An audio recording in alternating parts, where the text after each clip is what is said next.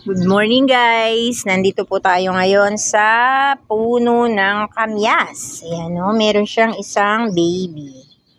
Ayan. At meron po akong ituturo sa inyo guys. Nakikita nyo ba yan? O diba, mura na dahon. Alam nyo po ba na ito pala dapat inaalis yan?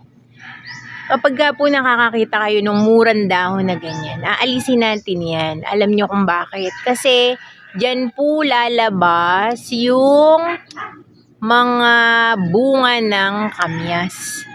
Ang nagturo sa akin yan, yung nagtitinda mismo ng kamyas. At yun po guys, ayan, aalisin natin yan. Yun, proven ko yun. Ito, pag nakakakita po tayo ng ganito, ayan, aalisin natin yan kasi dyan po lalabas yung bunga. Ang hirap mo namang alisin. Ayan.